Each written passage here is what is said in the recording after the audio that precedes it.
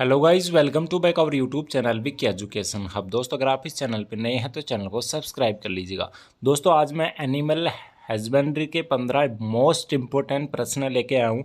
इन प्रश्नों में से जो जितने भी एग्रीकल्चर से रिलेटेड कंपटीशन एग्जाम्स होती है, कृषि पर्यवेक्षक, AO व जेट, ICR, BHU, सभी के लिए ये जो प्रश्न है बहुत इंपॉर्टेंट रहने वाले हैं। कुछ प्रश्न इसमें मैंने करंट डाटा या वर्तमान जो स्थिति है उसके भी ऐड किए हैं। तो दोस्तों, आप लास्ट तक वीडियो को देखिएगा। सिर्फ 15 प्रश्न है, बहुत इंपॉर्टेंट प्रश्न है। अगर आपको ये प्रश्न अच्छे लगे तो वीडियो को शेयर कर दीजिएगा। तो दोस्तों, स्टार्ट करते हैं। अपना जो फर्स्ट प्रश्न रहने वाला है वो है दोस्तों, राजस्थान जहाँ सबसे ज़्यादा ऊन उत्पादन होता है। दोस्तों, आप सभी जानते होंगे कि राजस्थान में सबसे ज़्यादा ऊन उत्पादन होता है, यानी कि भारत में ऊन उत्पादन में राजस्थान प्रथम स्थान रखता है। जिसका देश के कुल ऊन उत्पादन का कितना अंश है, यानी कि देश में जो इंडिया में जितना जो ऊन उत्पादन होता है उसका कितना प्रतिशत भारत राजस्थान में उत्पादन होता है। भारत का कितना प्रतिशत राजस्थान। तो दोस्तों, राइट आंसर की मैं बात करूं तो 30% ऊन अकेला राजस्थान उत्पादन करता है। इसीलिए राजस्थान भारत में फर्स्ट पोजीशन पे है। कितना है दोस्तों? 30%।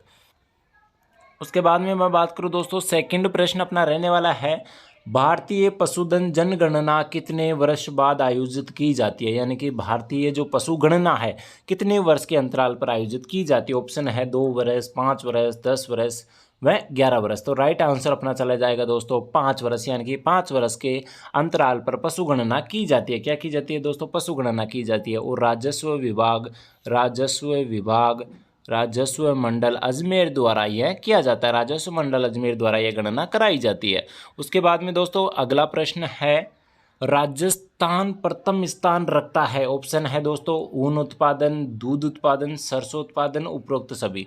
तो दोस्तों, अपना जो राइट आंसर जाएगा वो जाएगा उपरोक्त सभी, क्योंकि ऊन उत्पादन में भी राजस्थान प्रथम स्थान रखता है। अभी जो प्रश्न आया 30%, अकेला राजस्थान 30%, कुल ऊन उत्पादन का 30% उत्पादित ऊन करता है। उसके बाद में दूध उत्पादन में भी 2022 के डाटा अनुसार दूध उत्पादन में भी राजस्थान फर्स्ट पोजीशन पे आ गया है। इससे पहले उत्तर प्रदेश था, लेकिन अब राजस्थान फर्स्ट पे आ गया, उत्तर प्रदेश सेकंड पे चला गया।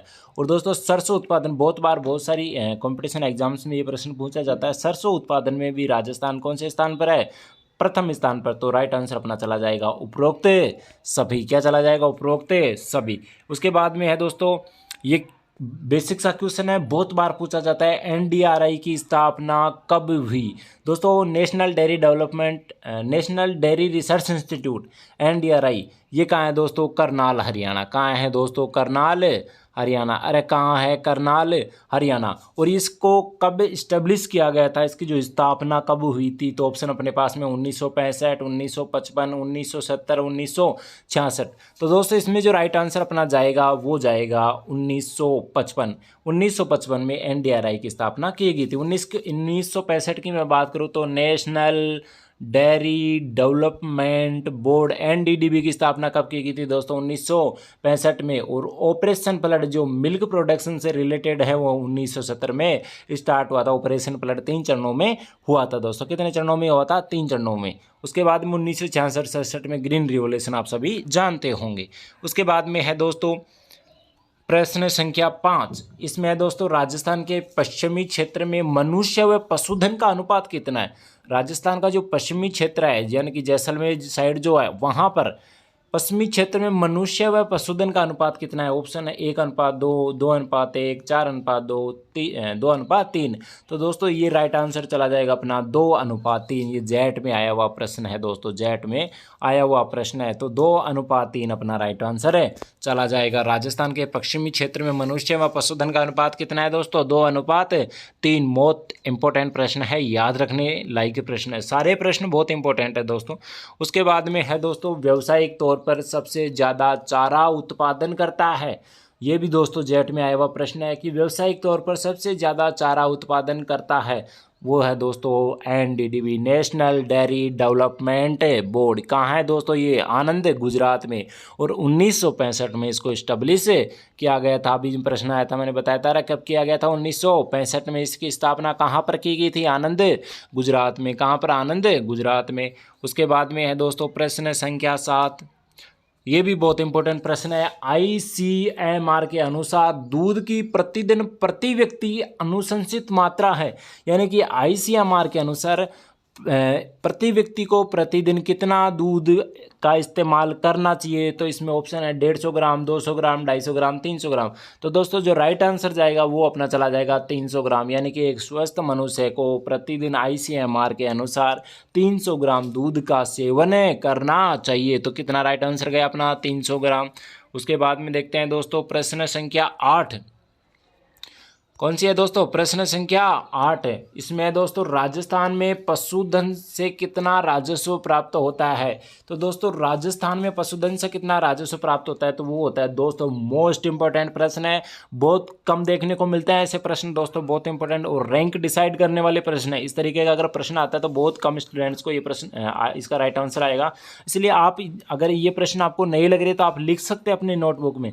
तो इसमें है दोस्तों 10% जो राजस्थान में पशुधन से कितना राजस्व प्राप्त होता है दोस्तों, 10%। कितना होता है, 10% होता है। उसके बाद में है दोस्तों ऑपरेशन फ्लड का लक्ष्य क्या है। मैंने अभी बताया था दोस्तों ऑपरेशन फ्लड की शुरुआत कब हुई थी दोस्तों, 1970 में। अरे कब हुई थी, 1970 में, और 3 चरणों में इसको कंप्लीट किया गया था। कितने चरणों में कंप्लीट किया गया था, 3 चरणों में। अब इसमें पूछा गया है दोस्तों कि ऑपरेशन फ्लड का लक्ष्य है, ऑप्शन है दूध की पैदावार बढ़ाना, ये भी सही है, दूध को उचित मूल्य पर दिलाना, ये भी था, और ग्रामीण क्षेत्रों की आय को बढ़ाना, यानी कि इसका राइट आंसर अपना चला जाएगा दोस्तों उपरोक्त सभी। क्या राइट आंसर चला जाएगा, ऑपरेशन फ्लड के लक्ष्य या उद्देश्य क्या है, दूध की पैदावार बढ़ाना, दूध को उचित मूल्य पर दिलाना और ग्रामीण क्षेत्रों की आय में बढ़ोतरी करना, ये मुख्य उद्देश्य थे किसके, ऑपरेशन फ्लड के।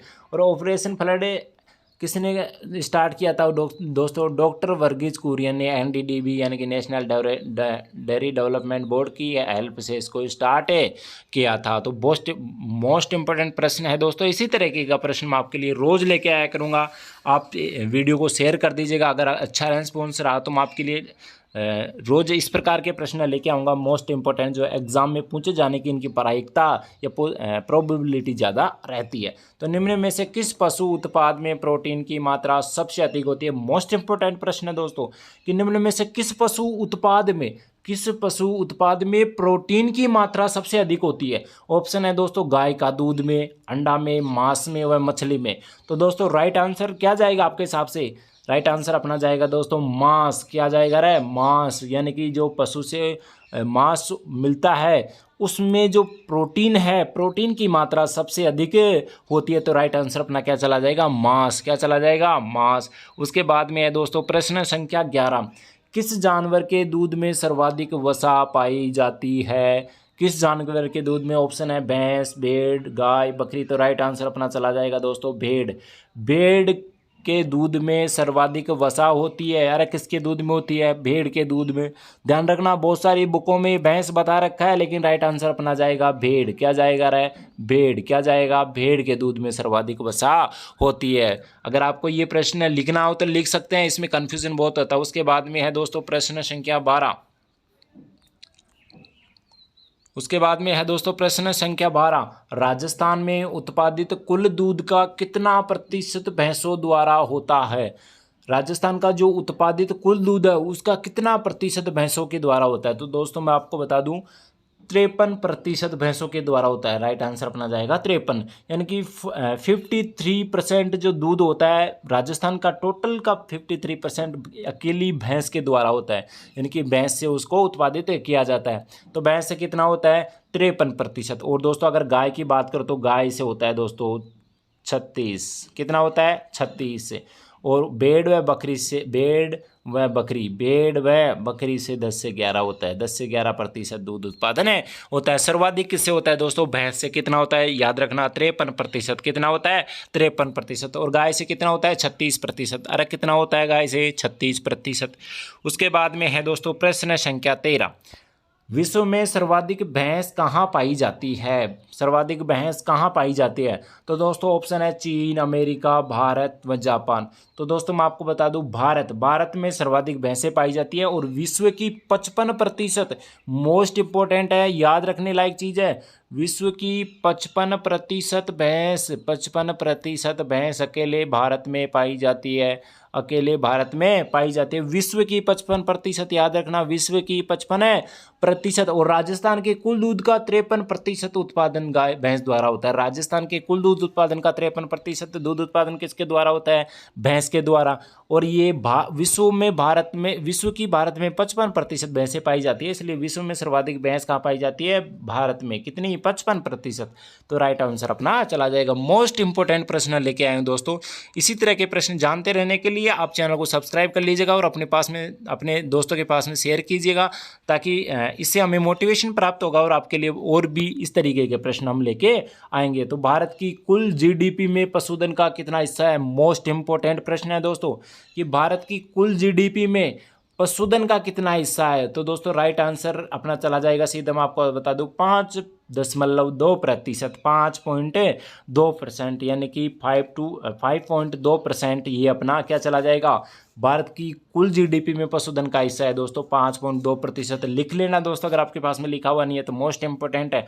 और कृषि का दोस्तों, कृषि व इससे संबंधित क्षेत्रों का कुल जीडीपी में 18.4% हिस्सा है। कितना है? कृषि व कृषि से संबंधित क्षेत्रों का 18.4%। मोस्ट इंपोर्टेंट है दोस्तों, दोनों याद कर लेना। उसके बाद में है दोस्तों प्रश्न संख्या 15, राजस्थान में दूध टेट्रापैक संयंत्र कहाँ है? दोस्तों ऑप्शन है कोटपुतली, जयपुर, जामडोली, सीकर। दोस्तों इस प्रश्न का राइट आंसर आपको कमेंट में लिख के देना है। कमेंट में जो राइट आंसर देगा वो उसके मैं चेक करूंगा कि किसका राइट आंसर यहाँ पर दिया है या किसने दिया है। तो इसका जो राइट आंसर क्या है आपके हिसाब से, वो आप कमेंट बॉक्स में लिखकर दे दीजिएगा। तो और ये बताइए कि आपको ये प्रश्न कैसे लगे, ऐसे ही प्रश्न आगे से लेके आऊँ। अगर आप ऐसे ही प्रश्न जानते रहने या देखते रहने के लिए चैनल को सब्सक्राइब कर लीजिएगा और अपने दोस्तों के पास में शेयर कीजिएगा, ताकि ज़्यादा से ज़्यादा व्यूज़ आएंगे। उस हिसाब से फिर मैं आपके लिए नए नए क्वेश्चन आपके लिए लेके आऊँगा। तो दोस्तों मिलते हैं नए प्रश्नों के साथ में, तब तक के लिए धन्यवाद। जय हिंद।